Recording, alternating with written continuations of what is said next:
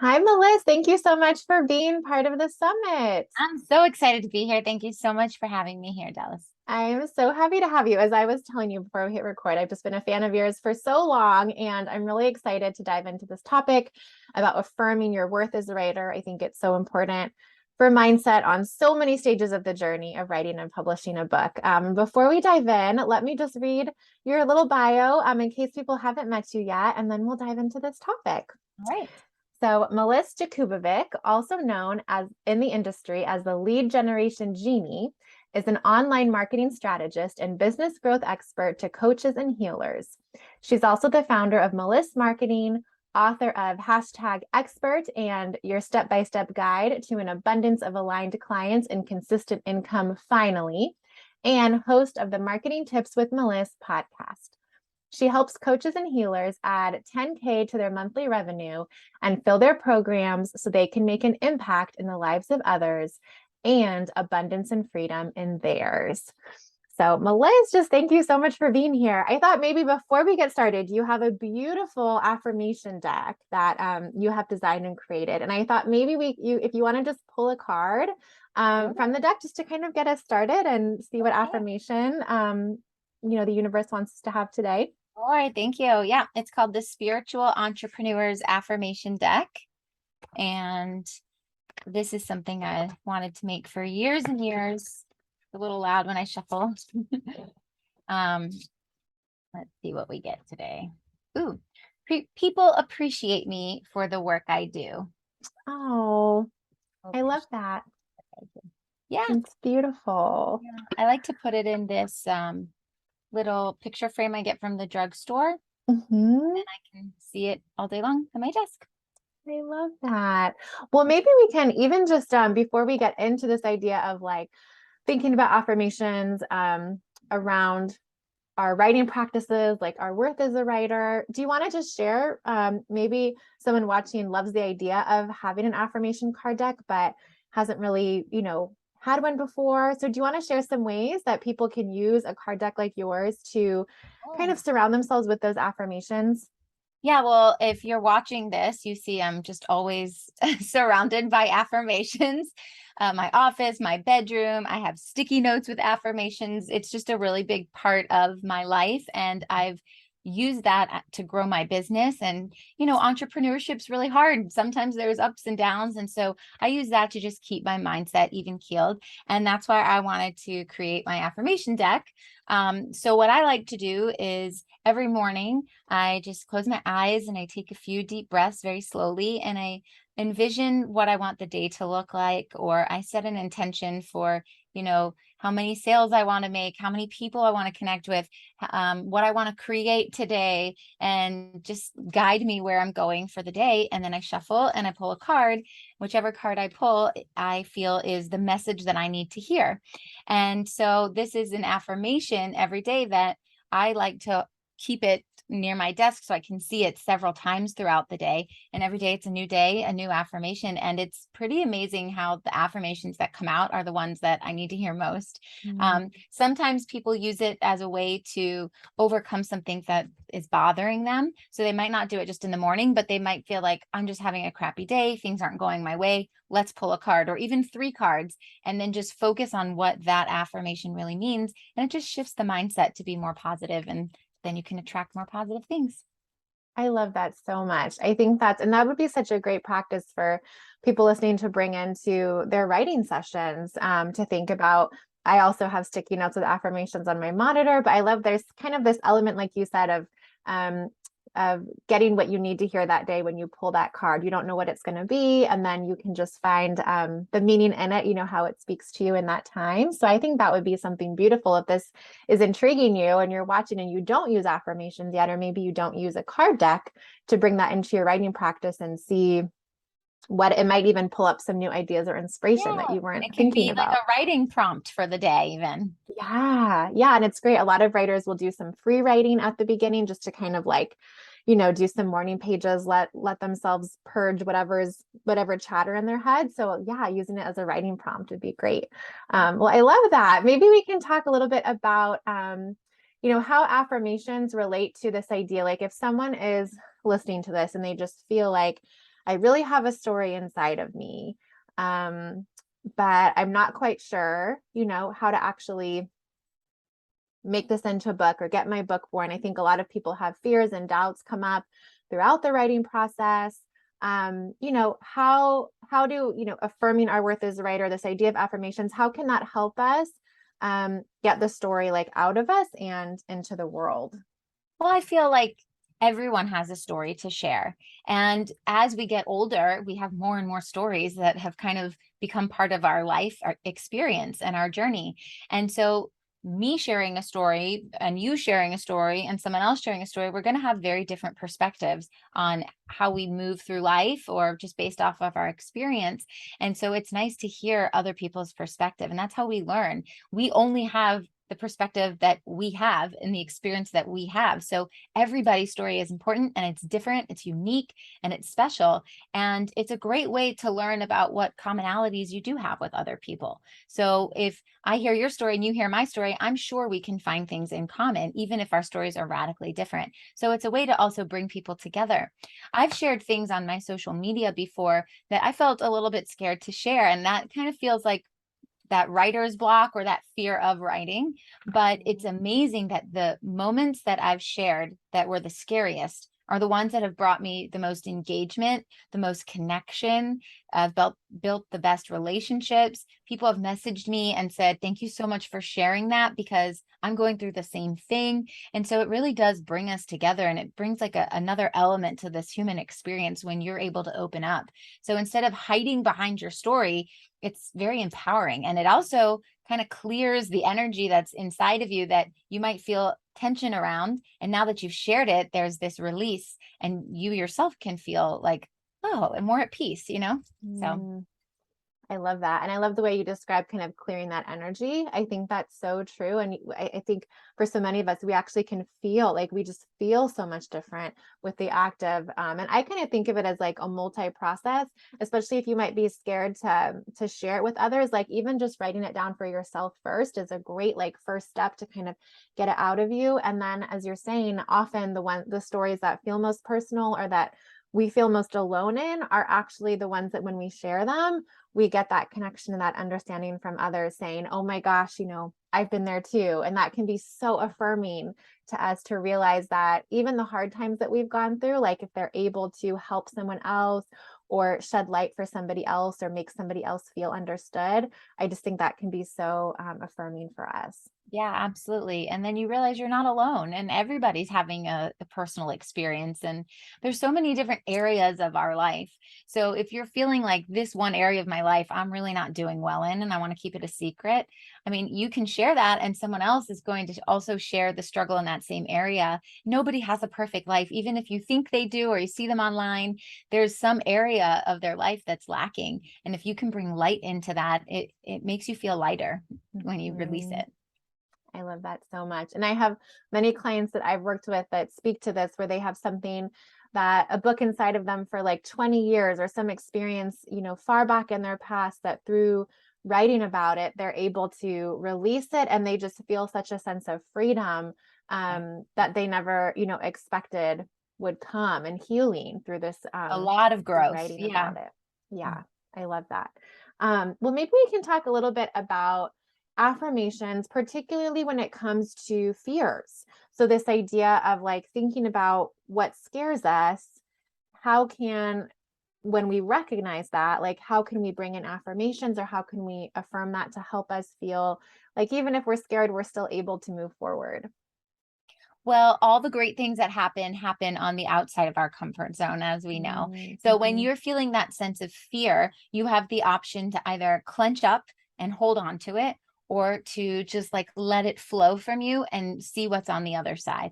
So the way I come up with affirmations is if something is bothering me or I feel stuck in a certain area, I write down what it is and then I flip it to a positive, and that's my affirmation. So if you're having a fear of the fear of judgment, you can say, I hereby release my fear of judgment, or fear of being rejected, or fear of being successful. And you can really journal about why you feel these ways. And then any sentence in there, when you go back and read it, and it just makes you feel bad, Mm. that's an excellent sentence to highlight, circle, whatever, pull it out and flip it around. And it might take a while for you to believe it, but I don't believe in the fake it till you make it. I believe in the faith it till you make it. So you believe in it and you shift the energy around it. And one day you're like, wow, this really is the way that it is. So you just search for better thoughts, more positive, satisfying thoughts.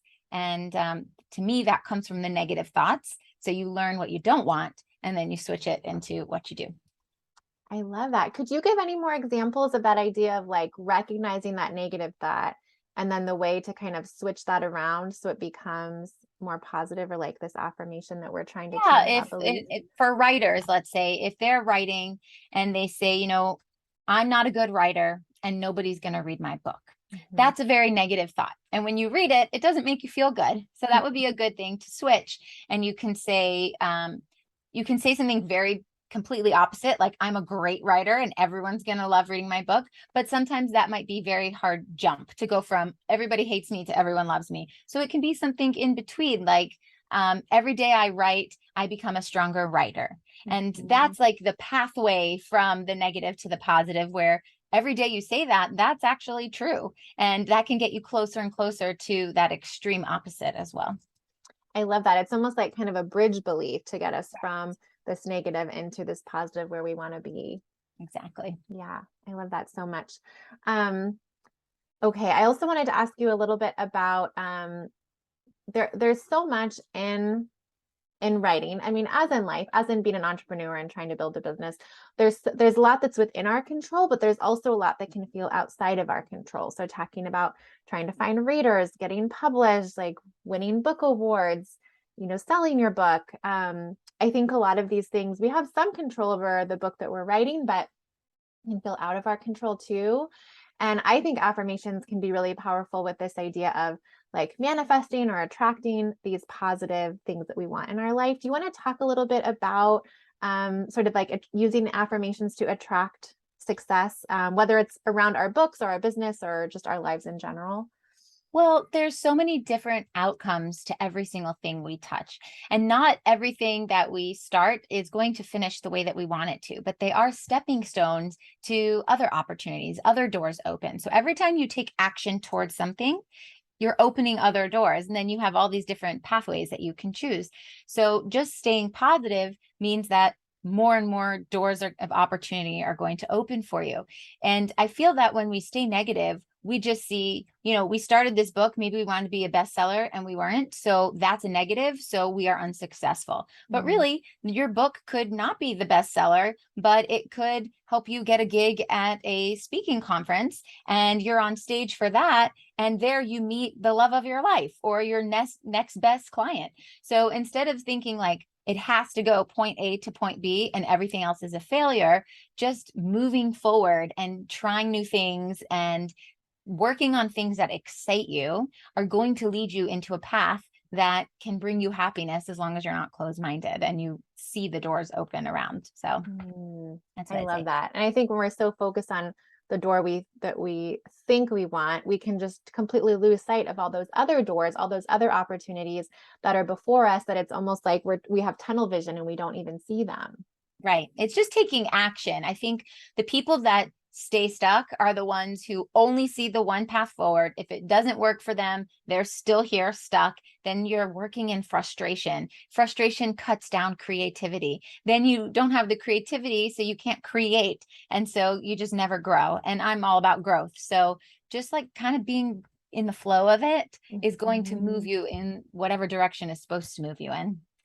I love that so much, being in that flow. And I think we often think of that so much with creativity, but we don't necessarily extend that to like other parts of our life or other parts of our business or our version of success. So I think that's really helpful, just to have that image of sort of that inner success, inner healing, inner transformation, and then extending that same like grace and kind of openness to success on the outside. I know for me personally, I've published books before that it's like a decade later, it opens an opportunity, or I hear from someone that it touched. And so I think also with whatever work we're releasing into the world, kind of letting go of a timeline as well, that we never know the ripples that it's going to create both now, but also into the future too. Yeah, I mean, my very first book, I've written 4 now. The very first book that I wrote was a life coaching book from my old life coaching company. And I wrote that because I was in a depression over a breakup that I had. And I was just using it as a way to heal myself. And then I was like, other people probably want to hear about this too. And it helped a lot of people. But that business closed down. But that didn't mean it was a failure. It meant that now I've written my first book. I've had practice. Now I can write another book. And so I did. And then I turned it over to my marketing company and I wrote another book, and it just became just fluid and easy because I allowed the doors to open up for me. So it wasn't a failure. Lots of people bought the book. People loved the book, but the business closed down, but the book still exists. And those skills have helped me become who I am today. So I helped other people. I healed while I wrote it, and it allowed me to now have written 4 books. So it's just a process. It's a journey. Yes, that's an amazing story. And I feel too, the more, I don't know if you feel this way, but I feel like the more I write, like the more books I write, the more I really feel like the true magic is in that process of writing it, and like that inner transformational journey that we go on through writing the book. That I don't know, I just feel like that is where for me some of the big aha moments and just like the big transformations and ideas have happened. So I believe that no matter what happens on the other side of writing your book, whether it sells a million copies or doesn't sell as many as you want, like I just feel like it's always worth it because of that growth that happens through writing. Yeah, I think for me, I wrote the book for me. I mean, of course, I wrote the book to help others, but for me, it was just inside of me and I wanted to get it out. And to me, that was the success. So, Meliss, speaking about your books, you have as part of your free gift a free copy of one of your books to extend to listeners, and also being part of your wonderful Facebook group, which I'm a part of and get so much value out of. So, do you want to just share for listeners the best way to do that and to take advantage of your free gift? Absolutely. So the name of the book is Your Step-by-Step Guide to an Abundance of Aligned Clients and Consistent Income Finally. And it's a book that's basically teaching you how to go from building relationship with someone online to getting clients and making money in your business, and that whole journey across. You can get this book for free just by joining my Facebook community, which is called Spiritual Women Entrepreneurs. And it's a great place for any entrepreneurs who love affirmations, anything woo-woo. We've got a lot of coaches, healers in there. We've got writers, copywriters, virtual assistants. So anyone with an online business.